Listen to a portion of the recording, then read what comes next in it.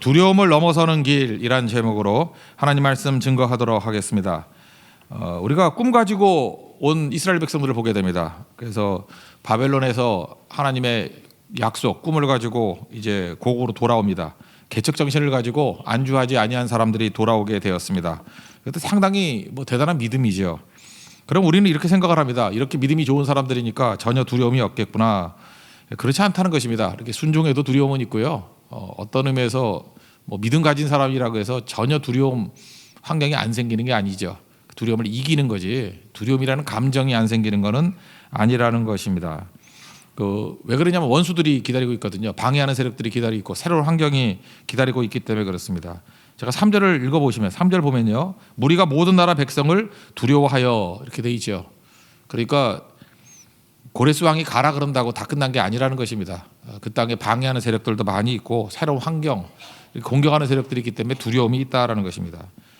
우리도 이 땅을 살아가면서 신앙생활하면서 두려움이 있죠. 용기를 정의를 얘기했잖아요. 두려움이 없는 게 용기가 아니라 두려워도 하는 게 용기라고. 사실은 두려운 부분들이 있다는 것입니다. 그러니까 문제는 어떻게 하면 두려움을 이길 수 있을 것인가. 오늘 에스라서 3장이 그걸 보여준다고 생각을 합니다. 세 가지로 정리할 수 있는데 첫째는 모임을 회복하라는 것입니다. 잠깐만 모이면은 두려움을 이길 수 있다라는 거예요. 홀로 있으면 두렵습니다. 그런데 믿음의 동역자들끼리 잠깐 모여야 된다라는 거예요. 동료가 있고 동역자가 있으면은 안 두렵죠. 우리도 어렸을 때 무서우면 잠깐 친구끼리 모였잖아요. 모여 있으면 안 두렵잖아요. 근데 맨날 혼자 있어가지고 두려울 때가 많이 있다라는 것입니다. 우리 1절을 다 같이 한번 읽겠습니다. 시작. 이스라엘 자손이 각자의 성읍에 살았더니 7째 달에 이르러 일제히 예루살렘에 모인지라. 두려움이 있을 때 그들이 했던 일이 뭐예요? 이렇게 모이는 것부터 했죠. 일제히라는 말은 그 히브리 원어를 보면은 한 사람처럼 as one man 한 사람처럼 다 모였다는 것입니다. 일사불란하게 그런 말이 있죠. 우리에겐 모기도 모이면은 천둥 소리를 낸다 그러고 물방울도 모이면 바위를 뚫는다 그러잖아요. 그러니까 두려움이 왜 있습니까? 이렇게 홀로 있으니까 잠깐 두렵다라는 거예요. 그러니까 모여야죠. 그 마지막 때 해야 될 일이 뭐냐? 히브리서 10장 25절 잘 아는 말씀이죠. 모이기를 패하는 어떤 사람들의 습관과 같이 하지 말고, 그다음에 이 두 가지가 있어요. 오직 권하여. 그러니까 주일 저녁 예배 도망치는 사람들 권하라는 거예요. 가지 마 이렇게 말하라는 거예요. 그냥 팔짱 끼고 알아서 가시든지 마시든지 이러지 말고 권하고, 새벽기도 안 나온 사람들에게 새벽기도 좀 나오시죠라고 잠깐 권하고, 권하는 게 있어야 된다는 거예요. 그날이 가까움을 볼수록 더욱 그리하라. 그러니까 잠깐만 모이는 것, 그래야 두려움이 없다라는 거죠. 모이는 게 힘들죠. 쉽지 않잖아요. 요즘 바쁜 시대니까. 근데 모이는 거는 나름대로 대가를 치릅니다. 근데 모이면 두려움이 없어요. 근데 집에 간 사람들은 또 여러 가지 두려움에 사로잡히겠죠. 묘하죠. 이렇게 주일 하루 종일 예배드린 사람들은 오히려 월요일 날 힘차게 나아가는데 두려움이 사로잡혀서 빠지고 집에서 잠만 자고 하는 사람들, 이게 회복이 된 것 같이 보이지만 월요병 생기죠. 새로운 거 도전할 때 두려움이 있어요.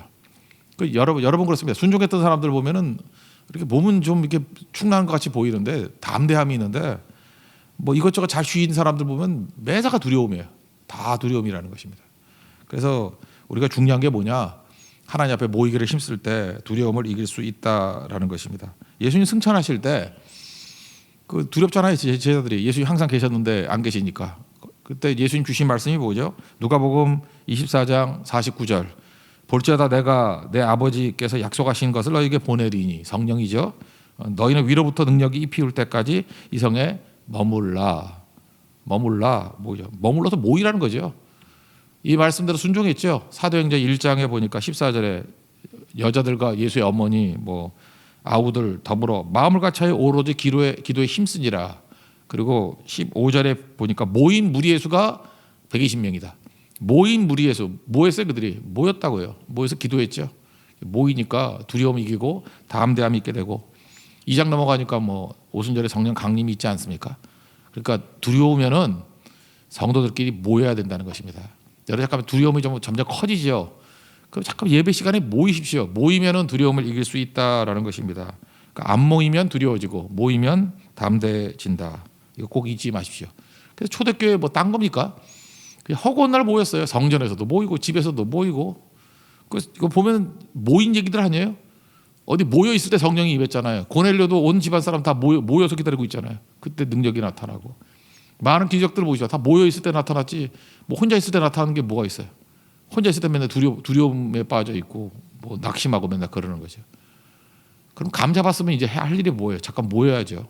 특별히 예배 시간에 모이고 기도 시간에 모이고 선교할 때 열심히 모이십시오. 흩어지지 말고 모이면 강력해지게 된다라는 것입니다. 두 번째 두려움을 이기는 길은 무엇인가? 예배의 회복이라는 거예요. 첫째는 모임의 회복, 두 번째는 예배의 회복. 2절부터 6절까지 한번 읽겠습니다. 시작. 요사닥의 아들 예수아와 그의 형제 제사장들과 스알디엘의 아들 스룹바벨과 그의 형제들이 다 일어나 이스라엘 하나님의 제단을 만들고 하나님의 사람 모세의 율법에 기록된 대로 번제를 그 위에 드리려 할세.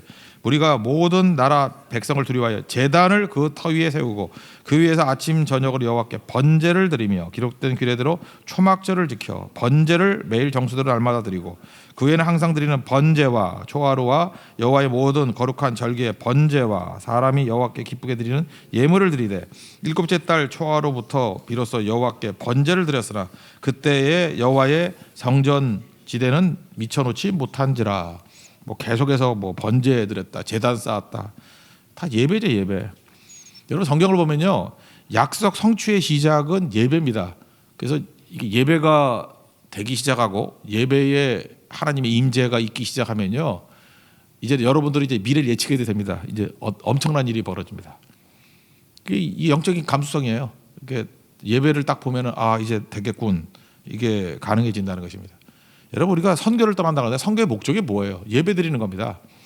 이번 이제 다음 주에 제주 선교 가지 않습니까? 제주 선교 가서 뭐 할 거예요? 전도해가지고 거기서 끝나는 게 아니라 예배를 모이게 만들어야 돼, 예배. 그래서 그 중간에도 잠깐 이렇게 파티만 하려고 그러지 말고 가능하다 그러면 예배를 드려야 돼요.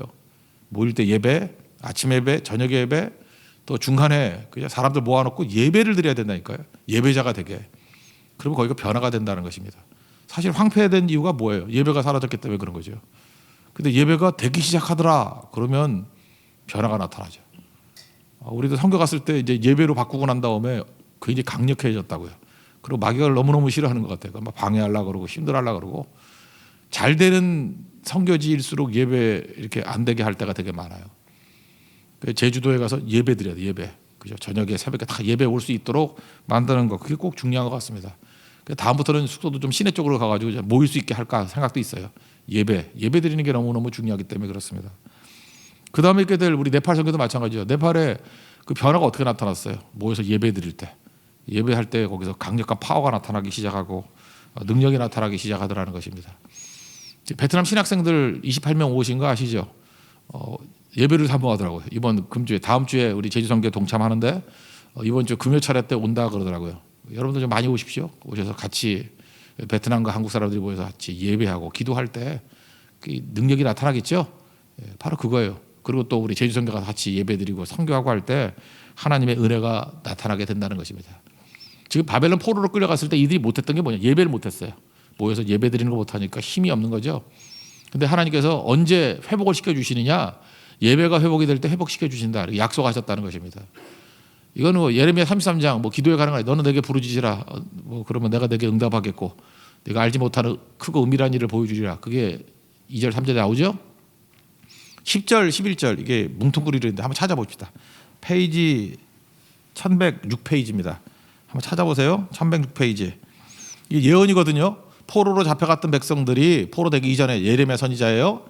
너희들이 다 흩어져가지고 황폐해지고 뭐 사람도 없고 짐승도 없고 소리도 다 사라졌는데 언제 회복이 되느냐? 예배 소리가 회복될 때부터 회복되더라. 이게 우리 교회가 되길 원하고 이게 우리 가정이 되길 원하고 이게 우리 국가가 되길 원합니다. 우리 선교지가 되길 원합니다. 그러면 된다는 거예요. 10절 11절 뭐 나눠지지 않았습니다. 다 같이 읽겠습니다. 시작. 여호와께서 이와 같이 말씀하시니라 너희가 가리켜 말하기를 황폐하여 사람도 없고 짐승도 없다 하더니가 곧 황폐하여 사람도 없고 주민도 없고 짐승도 없던 유다 성읍들과 예루살렘 거리에서 즐거워하는 소리, 기뻐하는 소리, 신랑의 소리, 신부의 소리와 및 만군의 여호와께 감사하라. 여호와는 선하시니 그 인자심이 영원하다 하는 소리와 여호와의 성전에 감사제를 드리는 자들의 소리가 다시 들리리니 이는 내가 이 땅에 포로를 돌려보내어 지난 날처럼 되게 할 것임이라. 여호와의 말씀이니라. 지금 황폐해지고 다 깨졌습니다. 그래서 사람도 없고 짐승도 없고 아무 소리도 들리지 않는 곳에 언제 회복이 일어난다고요? 지난 날처럼 되는 게 예배의 회복이에요. 예배의 회복. 그래서 어떤 일이 벌어져요? 다시 기쁜 소리, 즐거운 소리, 신랑 소리, 신부 소리, 좋다는 얘기죠. 막 기쁨의 소리가 막 나타나요. 예배 소리가, 찬양 소리. 그래서 지난 날처럼 되게 할 것임이라. 이게 부흥이죠, 부흥, 회복이죠. 그러니까 여러분들 가정이 회복되는 게 예배 소리가 들려야 돼요. 같이 예배 소리. 교회가 회복되는 게 예배 소리가 들려야 돼요. 찬송 소리가 들려야 되고, 그게 회복이에요. 예배 소리 들리지 않고 모이는 건 그건 뭐 모였다 흩어지는 거지 절대 회복이 될 수 없다는 것입니다. 그래서 모든 것의 회복은 모임의 회복, 모여서 뭐 할 거예요? 예배 드리는 거. 예배의 회복이 있을 때 모든 것이 다 살아나게 된다는 것입니다. 그래서 우리가 할 일은 뭐냐면 예배 소리가 들리게 만드는 거예요. 가는 곳마다. 여러분 가정에서 예배 소리가 들려야 되고 직장에서 예배 소리가 들려야 돼요. 선교지 현장에서 예배 소리가 들려야 됩니다. 그러면 다 일어서게 된다는 것입니다. 두려움을 이기게 되고 승리하는 길 모임의 회복, 그다음에 예배의 회복이라는 거예요. 그다음 마지막 세 번째 한 가지를 더 든다 그러면 감사의 회복이죠. 예배드리면 뭐가 터져나오죠? 감사가 회복될 때 모든 두려움을 다 이기게 된다라는 것입니다. 여기 평행이론이 나오는데 성경을 좀 알면은 뭐 좀 알 것 같은데 예를 들어서 열왕기 상에 주로 나오는데 5장, 6장의 성전, 솔로몬이 성전 짓는 얘기가 나오잖아요. 5장 6절을 제가 읽어드리면 뭐 이런 거예요. 레바논에서 백향목 가져와서 그 다음에 히람이 얘기입니다. 당신의 종의 싹을 당신에게 드리리이다. 시돈 사람처럼 벌목을 잘하는 자가 없습니다. 라고 해서 시돈 사람들에게 백향목을 갖고 오게 만들어요. 11절 열왕기상 5장 11절이에요. 솔로몬이 히람에게 그의 궁정의 음식물로 밀 2만 고루와 맑은 기름 20고루를 주고 해마다 그와 같이 주었더라. 그러니까 히람왕 시돈과 두로의 히람왕에게 이렇게 백향목도 가져오게 만들고 일도 시키고 먹을 거 줬더라. 이거 이스라엘 사람들이 알까요, 모를까요? 너무너무 많이 들은 얘기예요. 우리는 생소할지 모르지만 너무너무 잘 아는 얘기예요. 그리고 7절을 한번 읽겠습니다. 시작. 이에 석수와 목수에게 돈을 주고 또 시돈 사람과 두론 사람에게 먹을 것과 마실 것과 기름을 주고 바산 고레스의 명령대로 백향목을 레바논에서 요파 해변까지 운송하게 하였더라. 이거 딱 읽는 순간에 이스라엘 사람들은 뭘 알아요? 솔로몬의 성전에서 건축할 때 벌어졌던 일이 그대로 벌어지고 있다라고 하는 평행이론. 그래서 그거 좀 알라고 하는 거예요. 집에 가서 찾아보세요. 열왕기상 5장 6절부터 쭉 나오는데 11절까지 이야기. 또 나와요. 여기 8절을 한번 제가 앞부분만 읽어드릴게요. 예루살렘에 있는 하나님의 성전에 이른 지 2년 둘째 달에 뭐 스알들의 아들 스룹바벨가 쭉 나오죠. 둘째 달에. 왜 둘째 달일까요? 우리는 모르지만 그들은 알아요. 우리는 모르지만. 왜 그래요? 솔로몬이 둘째 달에 성전 짓기 시작했거든요. 열왕기 상 6장 1절 또 읽어드릴게요. 이스라엘 자손이 애굽 땅에서 나온 지 480년이요. 솔로몬이 이스라엘 왕이 된 지 4년 15월이 둘째 달이거든요. 니산월 15월 곧 둘째 달에 솔로몬이 여호와를 위하여 성전 건축하기를 시작하였더라. 그러니까 무슨 얘기예요? 이게 평행이론이죠. 솔로몬이 둘째 달 15월에 건축을 시작한 것 같이 얘네들도 둘째 달에 지금 뭘 표준으로 삼고 있어요? 솔로몬의 성전의 재현이라는 거예요. 몰라도 되지만 알아야 됩니다. 세교의 교인들은 아십시오. 그죠? 이렇게 같이 보면은 지금 솔로몬의 성전하고 지금 평행이론으로 가고 있구나. 그러니까 또 하나 평행이 뭐겠어요? 성전 다 짓고 난 다음에 뭐 하죠? 엄청 감사하고.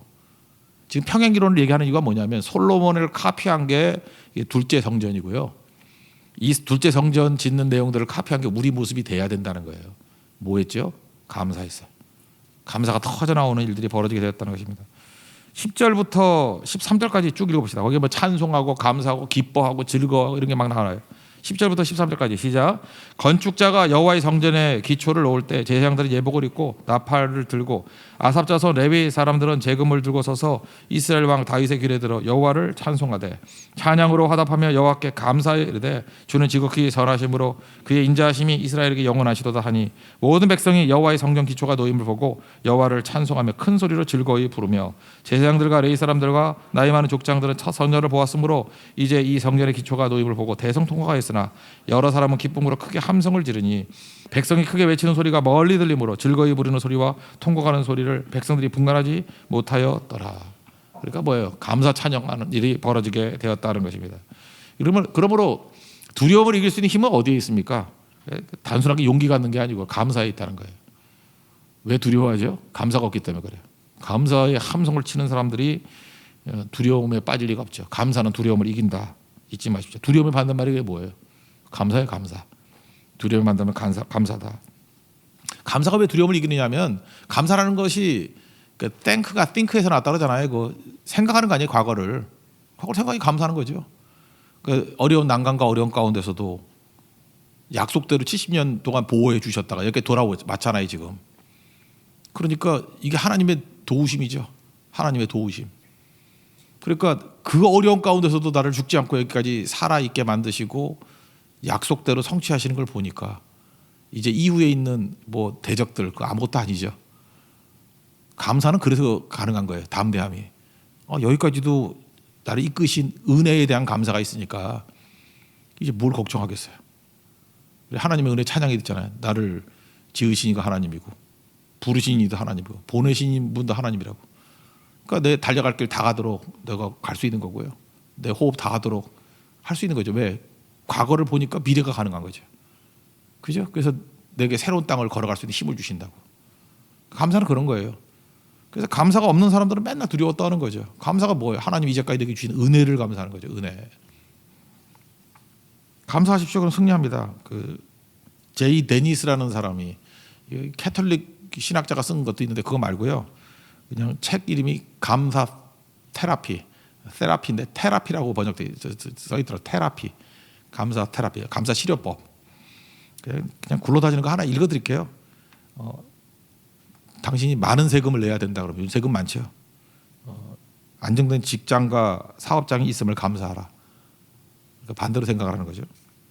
몸무게가 늘어서 옷이 맞지 않는다 그러면 짜증내지 말고 먹을 것이 넉넉한 인생이라는 것을 감사하라. 그다음에 빨랫감이 막 이렇게 쌓여 있지 않습니까? 그러면 적어도 갈아입을 옷이 여유가 있다는 것에 감사하라. 대청소가 필요하고 문고리가 뭐 망가지고 창문을 갈아야 된다 그러면 감사하라. 위탁할 집이 있다는 것에 대해서 감사하라. 뭐 또 이런 거죠. 뭐 주차할 공간을 멀리 주차할 공간을 찾았다. 우리 교회는 뭐 너무 가까워서 그죠. 근데 좋은 교회 다니는지 아세요? 주차하기 편한 데 이렇게 없어요. 저 멀리 둬야 되는데 혹시 멀리 주차할 공간을 찾았다 그러면 감사하십시오. 걸어갈 수 있는 기회가 주어진 겁니다. 이거 재밌죠? 그런 거. 그 다음에 혹시 그런 분 계세요? 불평할 대통령이 있다면 감사하십시오. 당신은 언론의 자유가 보장된 나라에 살고 있습니다. 그 북한에서는 욕하면 잡아갈 거예요. 중국도 뭐 시진핑 욕하다가 뭐 이게 뭐야 뭐 코로나 바이러스가 뭐야 그러다가 다 뭐 기자도 둘 없어지고 뭐 학자도 하나 없어지고 잠깐 그러대. 근데 우리도 막 욕하는 사람이 아직도 살아있는 거 보니까 우리는 없어지지는 않는 것 같아. 몰라 나중에 없어질지 모르지만 아직까지는 안 없어지고 있어요. 그죠? 감사하라. 언론의 자유가 보장된 나라에 살고 있다는. 또 뭐가 있나? 교회 왔더니 옆에 있는 사람이 잠깐만 음정이 틀린다는 거예요. 짜증 나지 말고 감사하래요. 청각이 살아있음을. 그 제가 아는 분은 연세가 드셔가지고 잘 안 들리세요. 보청기 안 끼면은. 근데 그분은 아무리 소리를 질러도 평안해요. 그죠? 그런 거 보면서 이렇게 나쁜 소리가 자꾸 들린다는 것 자체도 감사할 일이죠. 청각이 살아있다는 거 아니에요? 감사하라. 또 이거 할까요? 뭐 하루 해가 지나서 온몸이 나그네하고 피곤하다면 감사하라고. 생산적인 하루를 살았다라는 증거라고. 그러니까 뭐 이런 얘기에 쭉 그런 걸로 한 챕터가 다 있는 건데 감사 테라피. 그러니까 읽어봐도 도움이 되는 것 같습니다. 이거 쭉 하다 보니까 두려움이 다 사라져 버리죠. 여기 지금 앞부분은 안 좋은 것들 아니에요. 근데 그 감사의 시각으로 보니까 그게 유익이네 뭐 이런 거죠. 그게 긍정적인 거네. 긍정이 뭐라 해서 긍 즐길 긍이라니까요. 즐겁게 살기로 정한 거. 그래서 감사가 가장 긍정적인 삶이에요. 에너지가 넘치는 삶이라고요. 그러니까 두려움을 다 이길 수 있게. 두려움은 이게 마이너스 에너지 아니에요. 잠깐 모이십시오 성도들이. 혼자 있으면 두렵습니다. 모이면은 담대해진다는 거예요. 예배 안 드리면 두렵고 지금 예배 안 드는 사람은 뭐 볼 것도 없어요. 다 쪼그라가지고 사는 게 아니에요. 예배 드리면 거기서 또 힘이 생기고요. 예배 드리면 힘이 생겨요. 그리고 예배 드리니까 아까 말씀을 생략했지만 예배 드렸기 때문에 정전 지을 힘이 생기는 거예요. 예배 드리고 나서 정전 짓기 시작하는 거라고요. 그러니까 모든 시작할 수 있는 힘은 예배에서부터 나와요. 예배가 힘이라고 힘. 예배 드리니까 정전 지을 힘이 생기고 정전 짓고 있으니까 무슨 생각이 들어요? 감사가 나오는 거예요. 감사가 터져나오는 거예요. 놀고 먹는 사람이 감사가 나오는 게 아니라 일하는 사람이 감사가 나오는 거예요. 그래서 우리가 두려움이 밀어닥칠 때마다 모이십시오. 예배하십시오. 감사하십시오. 그러면 두려움을 뛰어넘는 우리 강력한 성도가 될 것입니다. 자리에 일어나겠습니다. 우리 하나님의 은혜 다시 한번 찬양하겠습니다.